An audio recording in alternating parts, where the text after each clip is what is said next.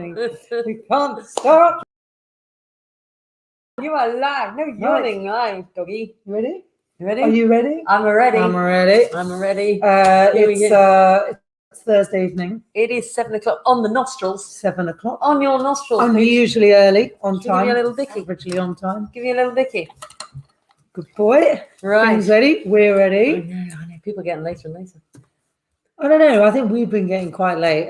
It worked really well when we actually didn't arrive for about 10 minutes and then everyone was ready and waiting. I know, yes. Hi, everyone. Hello, Claire Clark. Oh, gosh, nice hair. to see Hi, you. Claire. The hair is getting... You can see us. Lockdown hair is growing. It's going to be a... We were trying to work out whether we were the wrong way round this evening. We seem to be a different way around. Maybe I don't always this way know. around. Good evening, Michelle Clarkey. Hi, Bob. Nice to see you. Hello, Bob.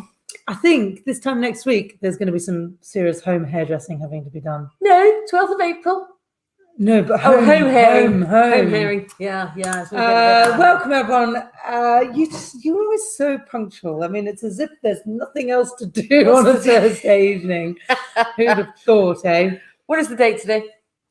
Thursday, the 4th of March. Just the 4th of March. Who'd have thought it? We're in March already. Good evening, Luke. Hi, Luke. Simon. Yeah. Has anybody, possibly a prize? Yeah, possibly a prize. Hello, Claire. Has anybody made the cornbread and the chicken wings? That's what I'd like to know. But actually, I'm going to go get my... Yeehaw! Whilst we're waiting for everyone to arrive, I'm going to get my cornbread. All right. So today, it's me and Finn today. Good evening, everybody. This is Hannibal Brown, and we're talking about Oregon and their little personal evolution. So it's all about the US this evening, isn't it? Lots to talk about. The US, massive. How big is America? Bigger than Europe. Okay. So, hello, everybody. Cornbread. For those of you who don't know, I'm Pam. This is Jude. Hi. And this is Finn. No, Finn. This evening's lockdown live. Thursday the 5th of... No, that didn't work. The cornbread was a bad idea. That was a bad idea. Get off. Get off. Finn, get off. Get off. When you actually see that Finn is actually 6 foot tall. Yes. It's Thursday, it's 7 o'clock, and we are talking Oregon. A few more hellos. 4, 3, 2, 1. Claire White. Suzanne Morgan. Hello, Jonathan and Suzanne. Nice to see you. Thank you for joining again. And Felicity and Jane. Oh, it's great to see everyone. We are going to miss these. Kerry, I know. There's only a few to go, in actual fact. Hi, Kerry, as well. Sorry. Yeah, I mean, once this is all over and the world has opened up, we're never going to hear from anyone. Yeah, we do have to just make an announcement, a small announcement, actually. On the back of last week's Hannibal's big quiz, the winner was... Luke and Simon. Well done. Congratulations. Yeah, we are probably one of those fantastic, highly sought-over Hannibal Brown pencils and notepads. They've already winging their way. They've already got. You're getting another one. And the kudos, of course. Pay attention. So yes, here we are. It's all about Oregon, Jude. So where's Oregon? Oregon. Oh, he's on Oregon. Here we go. Where is Oregon? Let's have a look. Oh no, Finn. Oh dear. Oh, guys, you missed that. We've got a cornflower issue. He just came round the side, and Finn is on a mission for the cornbread. Right. Okay, we'll stay there. Sit down. He literally went round the side, paws on the surface. Right. It's all about the dog. It's all about the dog. Here we go.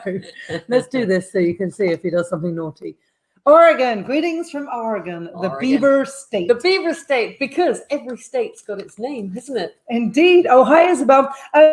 50 states, and they've all got a name. I think there are a few more. There's a couple more than 50. Should we test them? Okay. Here we go. California. Everybody knows the California. What's the? You can't just throw one out in the middle of my. I've got a list. Oh, go on then. Okay, so we know you lot like guessing. You like your quizzing. So here's a few. Oregon is the Beaver State. Lots of beavers there. And cheers, everyone. Yes, we are on the right. Cheers. Yes, thank you, Luke. Get ourselves up again. Here we go. I'm going to remove it. As Pam has started this, I'm going to throw these out there. Write these down or remember them. Put your answers on the chat, and I'll let you know what they are later. So I want to know which state these are. Okay, I'm going to give you the strap line or the nickname, and you have to tell me which state it is. So obviously we know the Beaver State is Oregon. Here's an easy one. Spillage. The Grand Canyon State. Oh, yes. Put your She's answer in asked the me chat. this 3 times, and 3 times I've said the Pam same thing. keeps It's saying the always right wrong. Pam keeps saying the wrong answer. Yeah. Okay, the Grand Canyon State. The Golden State. Okay, Yes. Golden State. Yeah. Although you did say the wrong one. I first, did, hang yeah. on. Here's an easy one. The Aloha State. Aloha State. Aloha. So surely everybody get that. No, that's one for people like me who have no idea about the states. The Bluegrass State. Oh yes, the bluegrass. Bluegrass State. Oh yeah, no, I got that one I wrong. don't know if that's easy or hard, but I know the answer, so it's fine. The Sunshine State. Yes. Yes. And last one, purely because I heard the lead singer of Slipknot on the radio, and he's from this state. The Show Me State. The Show Me State. Okay, so yeah, go for it. And Simon is right with the first one in Arizona. But think about those, pop your answers down, and we'll come back to it. But anyway, here we go. Oregon, the Beaver State. So this Oregon is part of the US.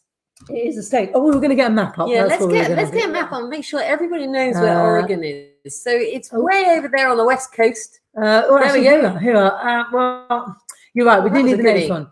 Get the big one. There we go. Excuse me. Oregon is where it says Pinot Noir. Yeah. Okay. Yeah. And here's your next question. And you know, no prizes for this. No prizes for anything, But really. that includes Washington State. No, Washington is Cabernet, where it says Cabernet Sauvignon above Pinot Noir. That's Oh, Washington. it is. Yeah, it's sandwiched between Yeah. California and Washington. You're right. So That is California is Chardonnay, the yellow strip down the left. Oregon. And I want to know which state is that Riesling to the east of. No, I do know that. So Actually. what is that state, the Riesling state? But yeah, I like that. I like it's a good map, that, isn't it? Yeah. God knows if the But rest it of does them are. suggest that the only thing that's grown in California is Chardonnay, which is not true. It's not true. I think it's just their primary grape variety. But anyway, there is a good map, but at least it shows you where Oregon is. So it's Yeah. quite far north, It is but far actually north. it's cooler than Washington. But it's not as far north as we think. Right. Because although it's Pinot Noir, Oregon is known for its Pinot Noir. Mhm. That's its big baby. Big baby. 60% Pinot Noir in there. Yeah. And like sort of 60% of all of the land is cultivated with Pinot Noir, isn't Mhm. it? But it was always said that it's on the same latitude as Burgundy, but it's not. It's not. It's No, a little bit further It's a south. bit of a marketing It picture, is, isn't yeah. it? It's actually on the same latitude as Beaujolais, Indeed. which is a little bit sort of further south than quite a lot of Burgundy. Yeah, it's kind of Côte d'Rône, really, isn't it? So potentially quite warm. So even though it's kind of like northerly in the US, in the United States, it's actually still quite southerly, really. And it's west coast. Yeah. So the further west you get, the more rain you get. Yep. So there's climate more than your southern, your Yeah. Californian. Yeah. But the big thing about Oregon is its soil types. Oh, here we go. Lots of different soil types and ancient soil types. And that is where it's actually sort of creating its mark for Pinot Noir, which, you know, it can compare itself to Burgundy, but it probably shouldn't compare itself to Burgundy because the soil types are completely different. Mhm. The climate is completely different. It's very close to, you know, the Pacific coast. Prevailing westerlies always, but nothing really like Burgundy or Beaujolais, which is very a long way inland. Not even on the same latitude which they were kind of quoting as well. So Yeah.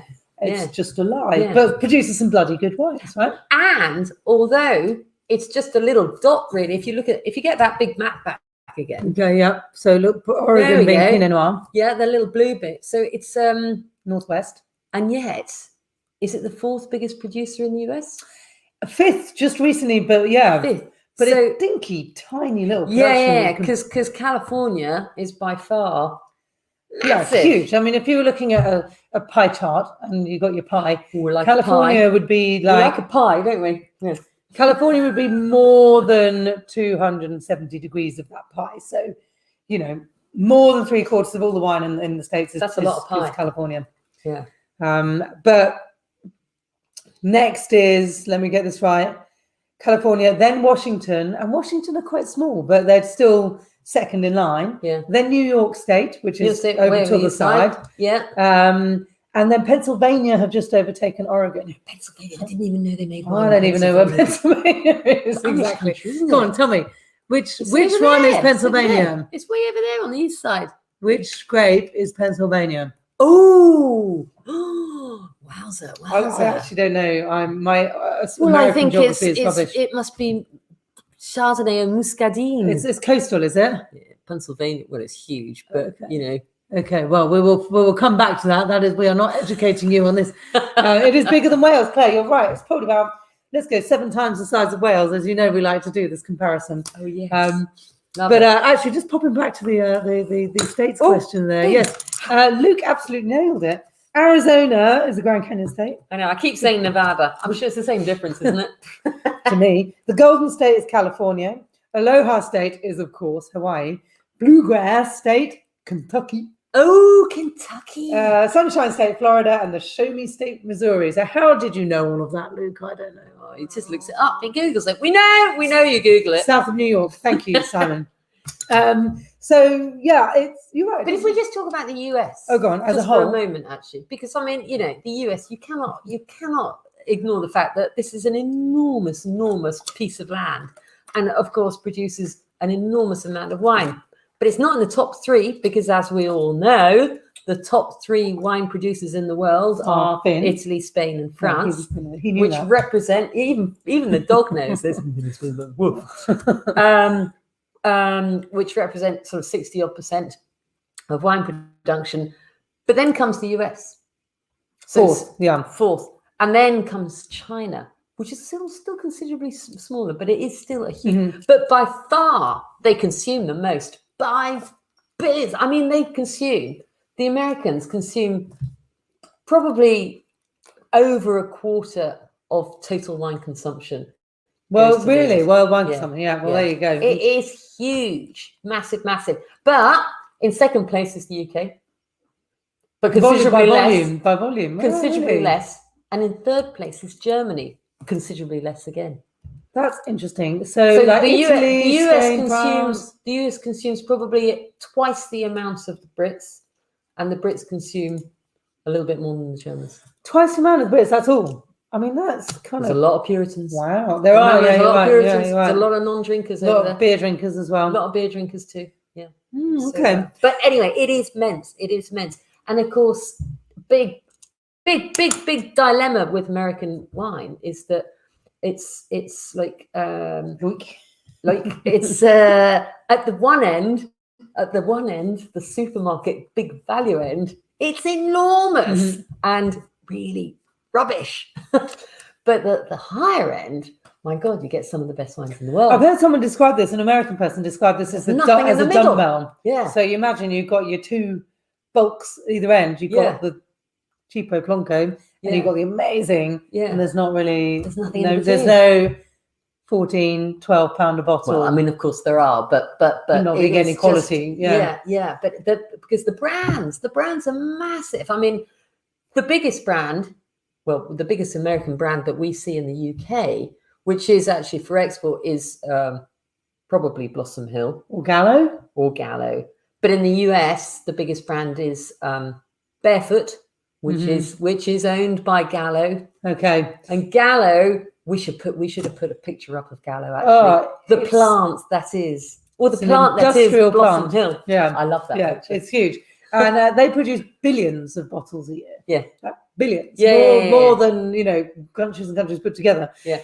So I've got some. Well, first of all, we're raising a glass. So cheers, everybody! It's Thursday. Yes, cheers. Now I did see a few comments saying this is delicious. Yeah, it is delicious. The wonderful evolution. It is delicious. Celebrating the evolution wines, and we have the red as well. Now these are from a winery called Sokol Blosser in Oregon. And Sokol Blosser were one of the first wineries. Really, they've got serious history in Oregon. Yeah.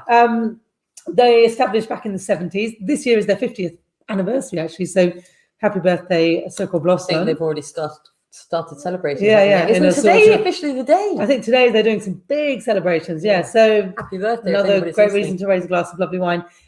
This is a blend. So in Oregon, your primary grape variety is Pinot Noir. Then secondary, Pinot Gris, interestingly, but a big drop. Pinot Noir is like 60% and Pinot Gris is like 14%. Chardonnay, then Syrah, Riesling, Cabernet, Merlot. You know, this is 9 different grape varieties. So it's not Syrah, it's not Cabernet, and I'm going to tell you what they are because you never guess it. Yeah, go on. So, Pinot Gris, as we said, big grape variety there. Riesling, Muscat, Gewürztraminer, Müller-Thurgau, Semillon, Pinot Blanc, Sylvaner, and Chardonnay. Chardonnay. That is one hell of a blend. Now, why is that, Jude? Well, I mean, why have they got this wine good with question. such a blend? I don't really know. I mean, it's a field blend. They planted all of these different grape varieties. Yeah, you see, I've got you got a theory. I've got a theory behind this. So when Mrs. Sokol and Mr. Blosser, is that the right way around? I think so. Mm-hmm. Anyway, Sokol Blosser is basically his 2 surnames. The 2 of them, they were married. They went to university together in California, and once they finished university, they went and found some land in Oregon back in the 70s. Yeah, 71. Back in the 70s, when literally there was nothing being grown out there. So it was a big gamble. But I mean, I don't know where they made their money, but they obviously had a bit of money in the back pocket, and they went for it. They both studied in California. They did. And they planted all of these different grape varieties. Now, the suggestion was that obviously they're planting different grape varieties to see how each of one of them would perform on different parcels of land. Now, I would have thought that they would create sort of, different wines out of those individual grape varieties, but they didn't.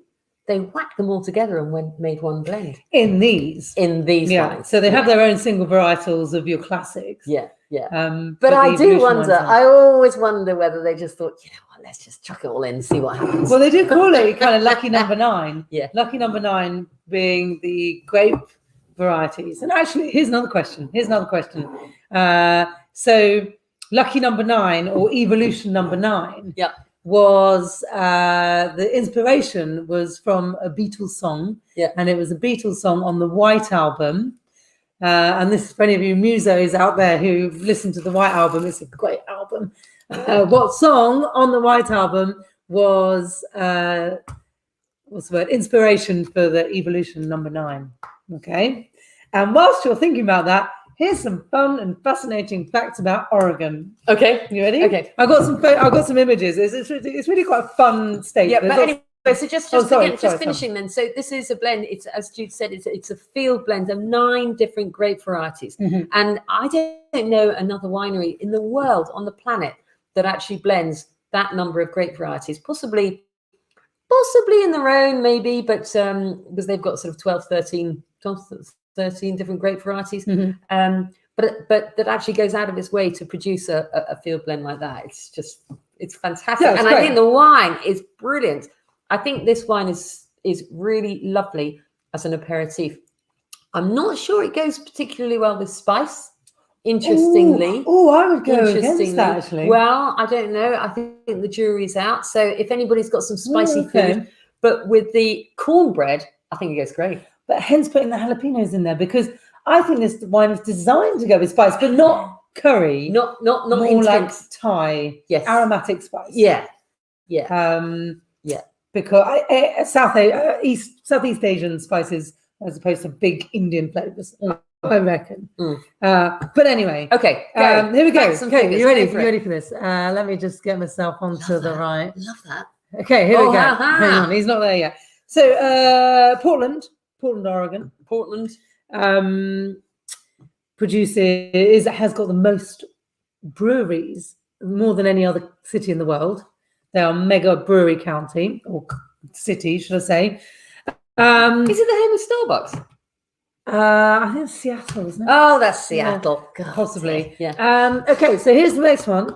It is a quarter of the entire llama population, and here's a demonstration of what llama looks like.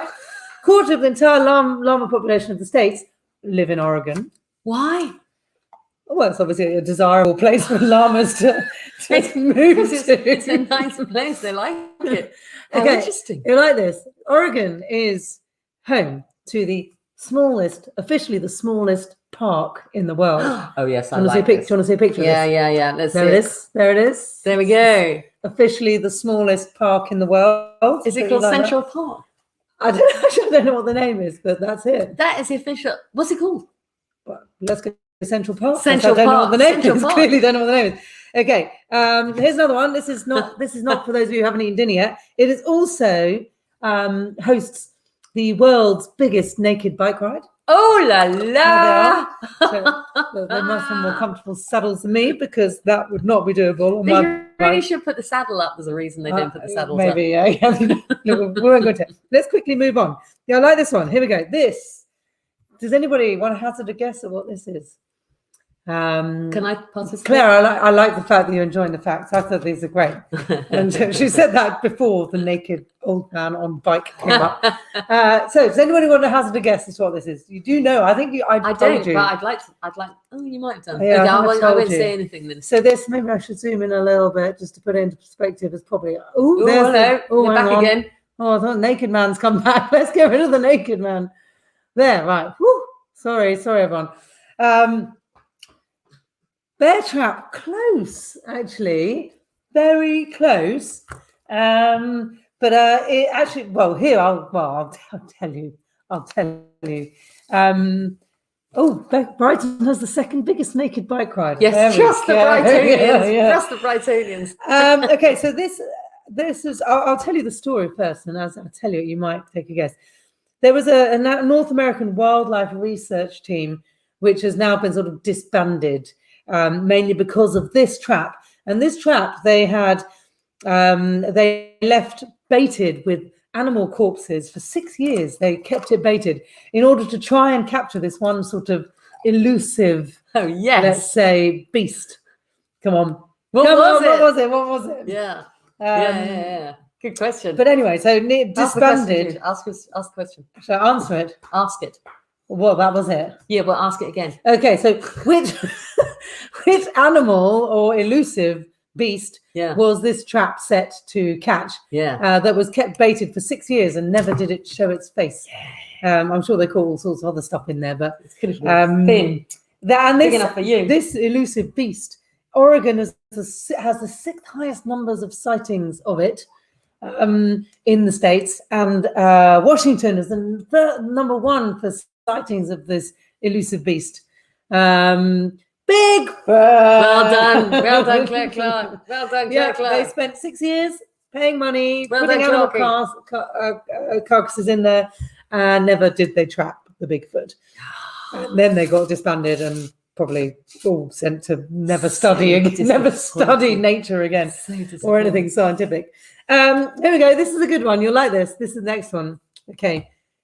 Boring is a town in Oregon. Oh yes. Yeah. I like this one. Boring is a town in Oregon, which is twinned with Dull, which is a town in Scotland. Yes, we like that. And on the 9th of August every year is International Boring and Dull Day.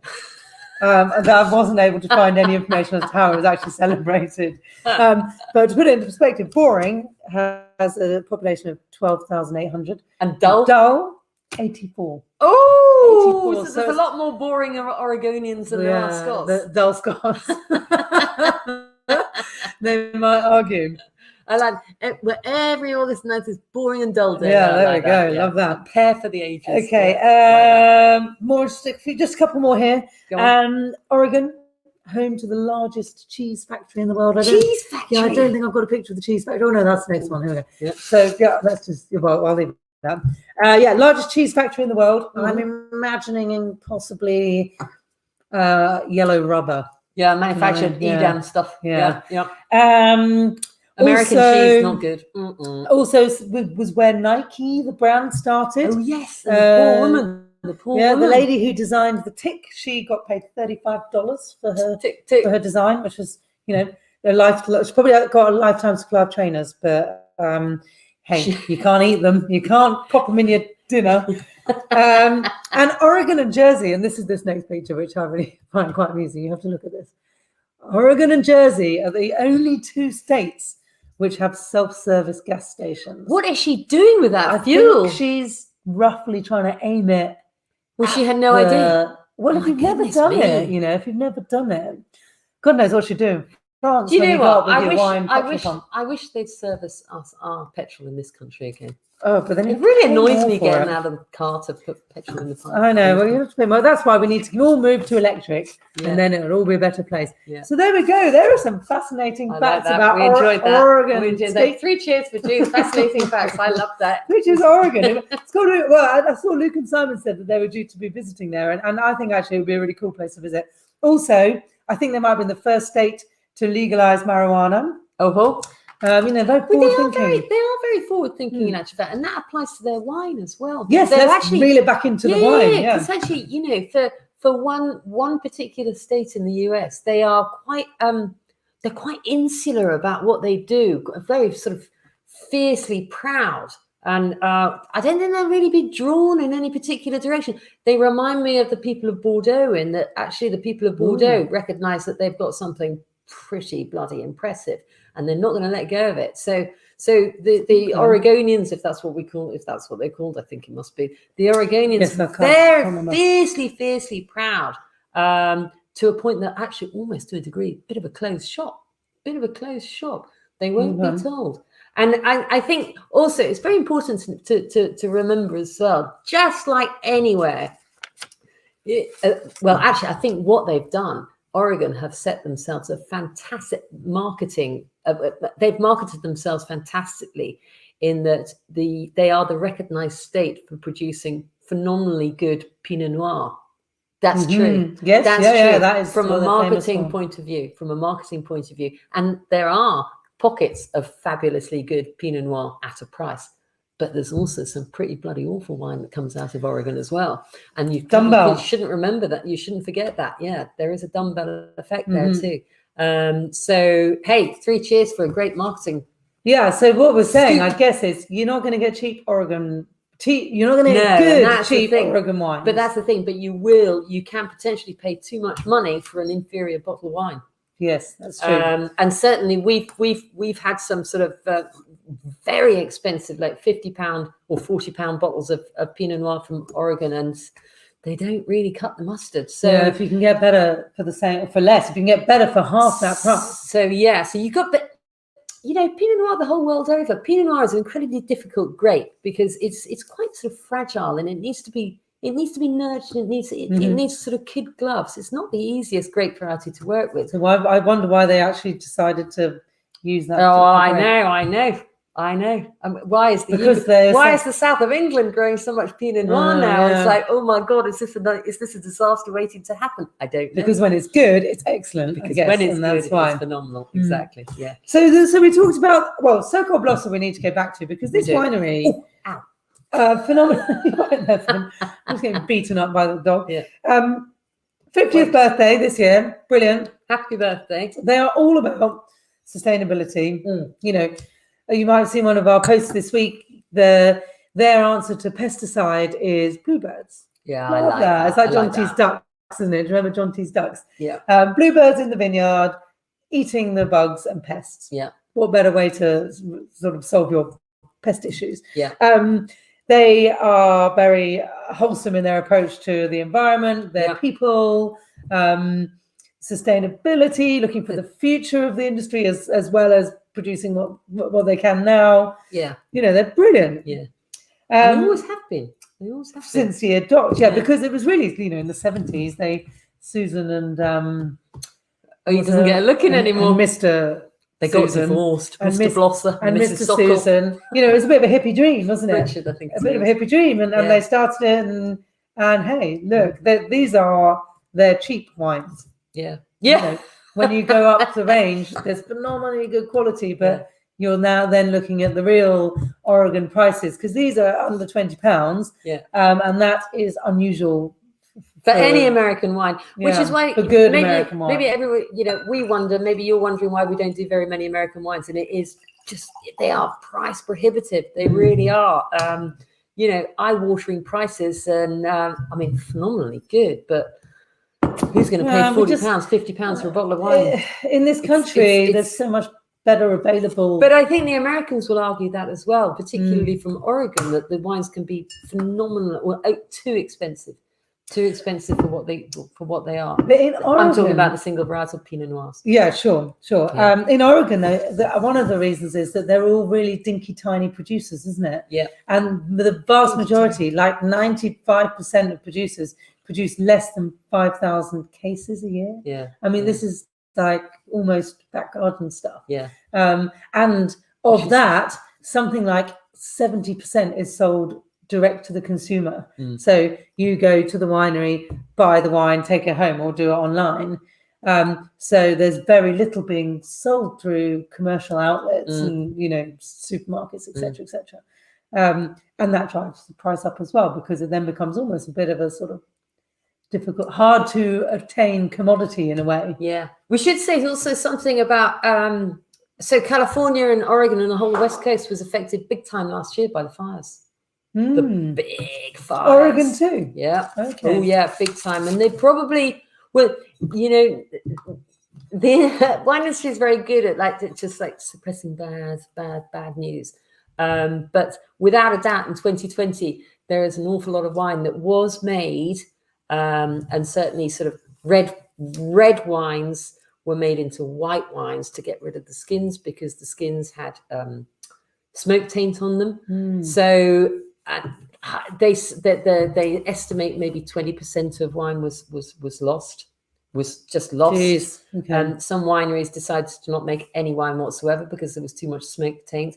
When you get smoke taint on the skins of a grape, it permeates the grape, the skins, and you can't really get rid of it, and you end up with smoke taint in the wine. There will be in 2020 wines that come through with smoke taint. So it should be really interesting if we see. have some examples of that to share with everyone, because it's difficult to get your head around unless you've actually tasted it. Yeah, they'll call it fumé blanc. Yeah, exactly. Just rename it and say it was meant to be. Yeah. So the red. Here we are. Evolution Red. No musos. Oh, hello, Alice. Yeah, you are. Hi, Alice. You'll be very sad to know that you've missed all of our lovely American quiz questions that you would have done quite well on because you lived there. Evolution, the red. Okay. This. I was just going back to my Beatles question, because I'm surprised that we have no real musos here. So, Evolution number 9, which is really what these wines are. Number 9 being the lucky number 9 white grapes in this. Evolution number 9 was based, and the inspiration was found on the White Album, the Beatles' White Album. Which song? Surely you guys have been Googling all of it. I didn't know it. Even I knew it. Anyway, the red is 3 red grapes. In fact, it doesn't say the amount. 3 plus a little dollop of the lucky number 9. Yeah. Because it's got such a lovely ripe fruitiness that it softens it. And they do that in a lot of regions in the world, use some white grapes, don't they? And what's the lucky number 9? The white. Yes. Well, trick question. So there's a bit of the lucky number 9, which is the white blend that goes into the red. Yes, in the Rhone Valley, there's quite a lot of producers, and also in Australia where they stipulate it's a Shiraz, but they may put a little bit of Viognier in it. And there's various different reasons for doing that, but basically it's kind of like it just gives something else. Bit of softens the tannins, maybe. Yeah. So the reds in this, difficult to understand. You might see that there's no actual vintage on these wines. So the red, we're split between 2 not vintages but editions. So we've got edition number 8, but if you've got a screw cap, you might be on edition number 9, and it just says in tiny little lettering there E8, which means edition 8, and edition 9. It varies each time. Thank you, Michelle Clark, Revolution number 9. Well Thank done. you. It's not one for it's not a running tune. Put it Okay, that way. carry on. Anyway, so edition number 9, the red grapes vary, but they're always Syrah/Shiraz based, but also Montepulciano, Sangiovese, Nero d'Avola. So they go for these kind of Italian grape varieties as well, because they've obviously, like with the white, planted up all these crazy different grape varieties, and then they do their blending. But they do go Syrah first, and then a bit of maybe Montepulciano, maybe Sangiovese, maybe Nero d'Avola. I mean, you got to take your hats off to these Soccer Blossom people. I mean, they really, really are pretty experimental, and they are considered to be, the sort of almost, I think, number one destination in terms of wineries. They do the old sort of, the wine tourism thing really well as well. But they are kind of masters of experimental development, aren't they? In Oregon. It's I think they're amazing. By the way, Sokol-Blossa, they are German heritage, but a long time ago. They are Americans, even though Sokol-Blossa is okay, German gotcha. name. Yeah, they do have clean, crisp American accents. They do. We're looking at their social media actually because it's really good. So, look, Simon has got Evolution Edition number 3. Wow, I would say it's probably. Oh, that's impressive. Now is That's the impressive. time, actually. Yeah. Well, not right now, but the thing about this wine imminently. actually is, there is a sort of a lightness to it, which says actually not too much tannin content, which again means, remember, you can drink it a little bit cool. Mm-hmm. And I think the colour's really interesting. I mean, I don't really normally talk about the colour, but I think it's kind of purple. It's really is kind purpley. of weirdly purple. But then Syrah Shiraz is often got that purpley colour, and if it's and if it's Nero d'Avola, for example, and Sangiovese, all these like cherry kind of associated grapes, it would give that, wouldn't it? Excuse me, I've just got to get rid of this. And he keeps drinking. So, so my suggested pairing for this is the Vietnamese chicken wings. Yes. This wine is brilliant with kind of pizza with pepperoni. Yeah. Kind of meaty dishes. Yeah. And those chicken wings, because that fish sauce. And also, I heard that actually, if you have your own red paste, your tomato paste for your pizzas, if you make your own pizzas, and you've got your little red tomato paste, then dropping a little bit of this into the tomato paste base apparently really enhances. Yeah, so mix it up to make it the spreading consistency. But not too much, because you want to drink the rest of it. Exactly. But you don't want to cook with crap wine, do you? I kind of interested in actually, because we've followed this wine over several years, hence the number 3. And I think my impression is that it's actually got weightier, it's got deeper, or this particular one is. Yeah, I agree actually. And Simon and Luke, who have been harbouring a bottle of the 3rd edition, which Simon has said is from his first ever Hannibal Brown order. Excellent. You've got better willpower than I pitched you for. That will be a really interesting comparison to the number 9, or 8, edition, because I think it was lighter. We more likened it to Pinot Noir in early days. We did, and it's not like Pinot Noir. No, it's spicier, more Shirazi. Yeah. Good, but both good. But I definitely recommend. I know Pam isn't sold on for spicy food, but the white, gently, I think. White, Southeast Asian, Vietnamese, Thai, not big bold ones, but aromatic. Yeah, because it's got that Pinot Gris element. Yeah, brilliant. It's so delicious. So, how much do they sell for? They're about 18, 19 pounds on the website. Go to HannibalBrown.com and you will find them. I just want to make a point. I just want to say something actually. Go on. About Prohibition. And we never really talk about, America not as drinking as wine producing nation. And we should spend more time talking about wine that's produced in the US, because the US has got an incredible history of winemaking, and yet it was stopped in its tracks. I've got a really good Prohibition picture. It was stopped in its tracks back in the early, 1900s. There we go, by these folk. Yeah. And when, the whole sort of country almost sort of supported this suggestion, or certainly the Parliament or government, wholeheartedly said, no, actually, we need to do something about, the pilfering and the naughtiness that was going on in America. They were rioting and they were badly behaved. And the solution was stop bringing this stuff. But they didn't stop drinking. They didn't ban the consumption of wine. They just banned the production and manufacture and the import and export of it. So, which is kind of intriguing, because you think, well, hang on, why was it? And I think time went on, and then actually the law became even more sort of strict. And then eventually they sort of said, that's it, stop. But during those times, I read something early on today which actually made me laugh.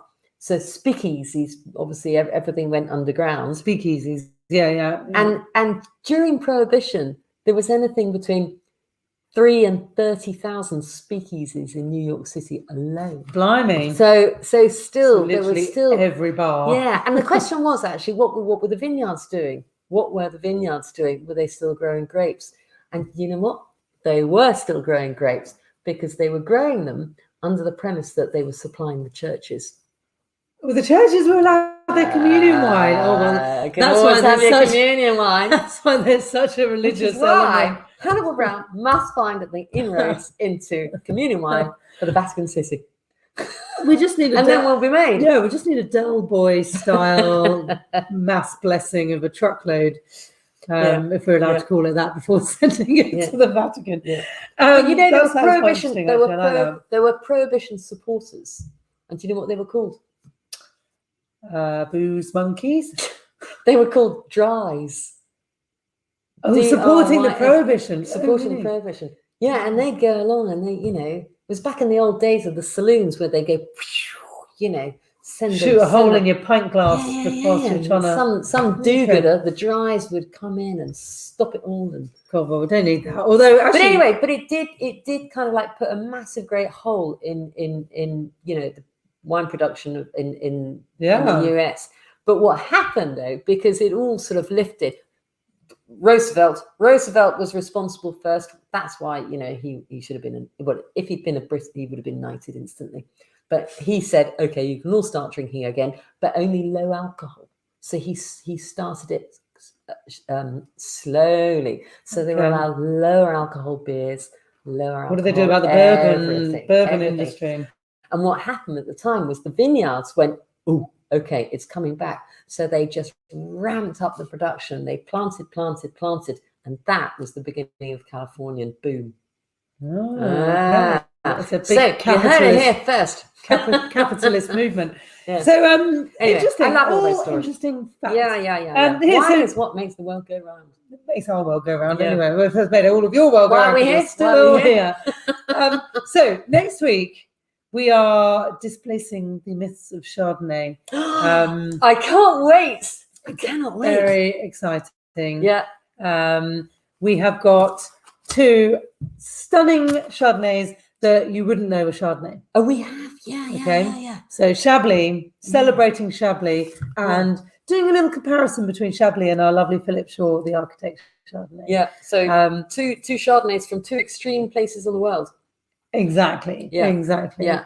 But we are gonna do a serious myth buster, and by the end of it, you are all gonna love Chardonnay. Definitely. Chardonnay produces the best white wine in the world. I don't know how many times I have to tell you. But and again, there's some rubbish Chardonnays, awful, good, bad, as you like it. Yeah. And then the following week, we've got a big bad boy, El Maestro d'Argentina. Yes. Which is our Finca Agostino Familia blend. Oh, yes. This is a Malbec blend that's going to absolutely knock your socks off. Yes. And I've got a really good meaty canapé recipe coming up for that one. Yeah. We're just doing 1 bottle that day because it is an expensive bottle of wine. We need you to decant it for at least 2 or 3 hours in advance, and it'll blow your mind. Yeah. Okay. And then the week after that, Volcanique, take 2. We are revisiting volcanoes because there's so many of them. In fact, evolution is grown on volcanic soils. Didn't even say this. Volcanic soils. They're everywhere. These volcanoes. They're everywhere. And then possibly the last one before we're all allowed out again. Get our haircut.